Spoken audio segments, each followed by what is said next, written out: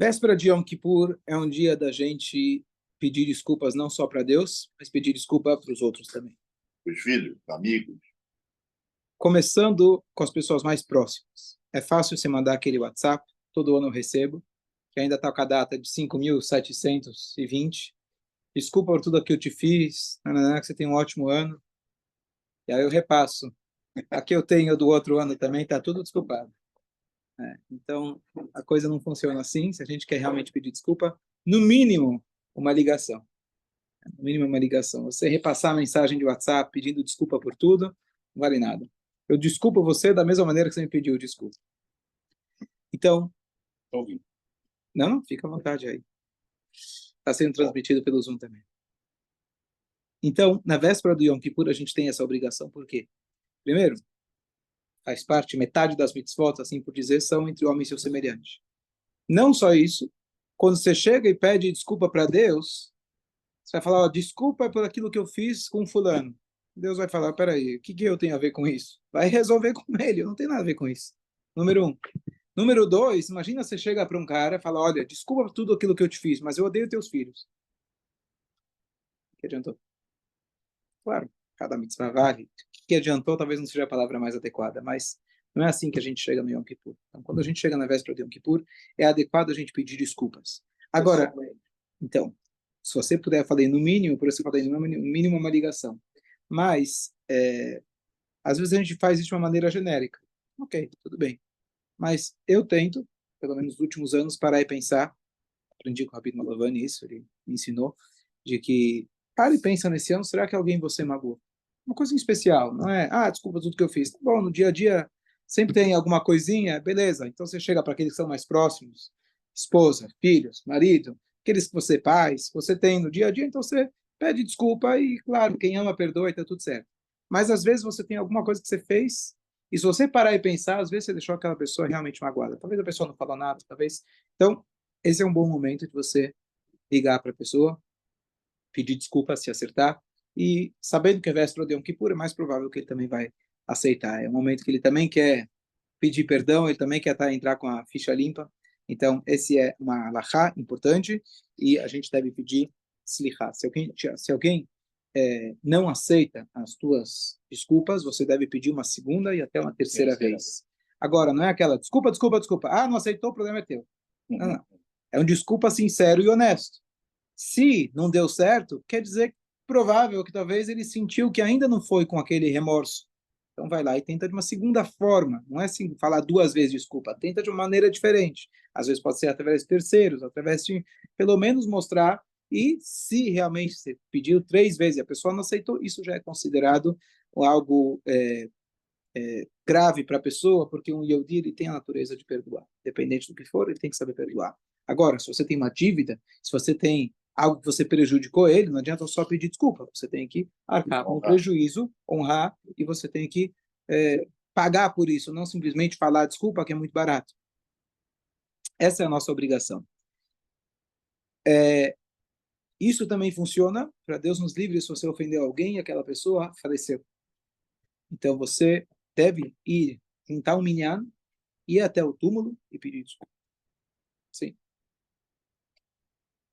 E se você não consegue ir lá pessoalmente juntar o minyan, então você está no outro país, vamos supor, está distante, então você pode mandar o minyan que vá até lá. Ver como que a coisa realmente é importante, a gente pedir desculpa, e normalmente se o cara fica em silêncio quer dizer que ele aceita. Então acho que nesse caso acho que ele aceita. Mas ele estando no mundo da verdade, onde ele enxerga as coisas de uma maneira completamente diferente, onde ele vê que as coisas aqui desse mundo são tão pequenas, com certeza é mais fácil vai pedir de desculpa perdoar. Para quem não sobe? Se pede desculpa para aquela pessoa, para a alma daquela pessoa. Você, alma, não para tudo.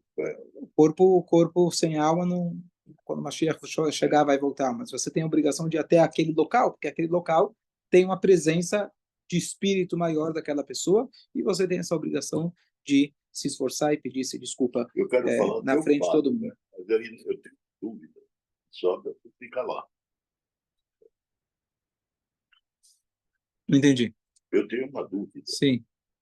Eu estou errado. Eu sou judeu, eu tenho que pensar diferente. Pode falar. Se fica lá ou se sobe? O corpo fica e a alma sobe. Uma parte dá uma. Uma boa, por isso que a gente vai lá e reza. Mas aqui é difícil falar a parte da alma, né? Um pedaço. Não, isso é a ver com dormir. Isso é outra. Os 60 avos sobe quando você dorme. É complicado, eu não entendo muito de alma. A gente vai falar aqui do que a gente entende, fazer mitzvot enquanto a gente está vivo. Lá, você tem que ir no cemitério pedir desculpa. Onde está, não está, deixa que Deus ele vai encontrar um endereço para avisar o cara que você foi pedir desculpa. Deus vai matar a mensagem. Mas por que a gente vai no túmulo do Éter? Vamos lá, eu dei um shiur a respeito disso na semana passada, porque na véspera de Yom Kippur de Rosh Hashanah, a gente deve tentar em túmulo de tzadikim. Então, vou resumir em duas palavras, de que túmulo de tzadikim a gente deve rezar para Deus em mérito do tzadikim. Também você pode rezar para Deus em mérito do teu pai, da tua mãe, de alguma pessoa, algum ancestral. Véspera de Yom Kippur. Eu já estou em Yom Kippur porque, como eu falei, tem pouco tempo entre Rosh Hashanah e Yom Kippur. Dias úteis são poucos e logo emenda Sukkot. Então, eu estou já adiantando o expediente de Kippur. Na manhã de Yom Kippur, aliás, nos dias intermediários entre Rosh Hashanah e Yom Kippur, aqui na nossa sinagoga temos o costume ainda de fazer selichot. Então, as selichot são até um pouquinho mais longas que as anteriores ao Rosh Hashanah, por isso aqui a gente começa às 6h25 em vez de 6h30. A gente percebeu que tem esses 5 minutos a mais, acaba atrasando um pouquinho, com o pessoal que está com pressa para sair para trabalhar. E aí, na véspera do Yom Kippur, é uma selichot de 5 a 10 minutos. É bem curta.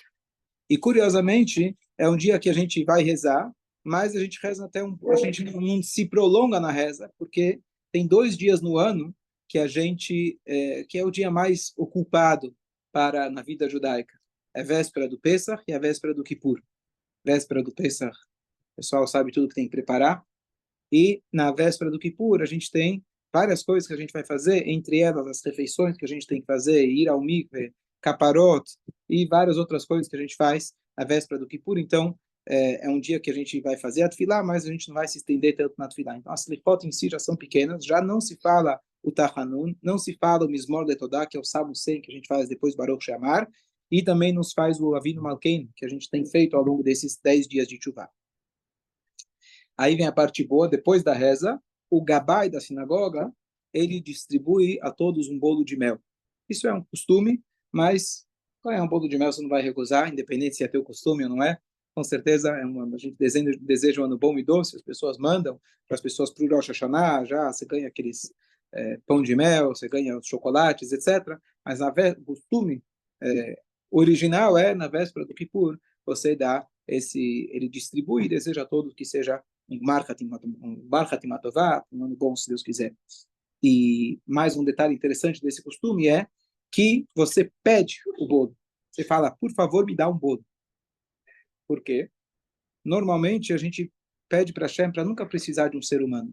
Nunca precisar pedir. A gente quer ser aquele que dá e não aquele que pede. Se aqui foi decretado nesse ano que eu precise pedir para alguém, que seja esse pedaço de bolo, eu já quitei meu decreto. Então essa também é uma maneira de pedir para Hashem para que a gente tenha um ano bom e a gente não precise pedir, a gente possa ser aqueles que dão. Na véspera do Yom Kippur, nós temos uma grande mitzvah que é de comer bastante. As pessoas não sabem disso, as pessoas conhecem a quebra do jejum do Yom Kippur, ela é muito famosa. Dá para entender, né? Você jejuou o dia inteiro, você quer comer bastante. Mas primeiro que comer bastante, foi depois... Bonitão. Eu vou filmar você, é tão bonito. Tá gravando? Fica aí. Deixa ele escutar também.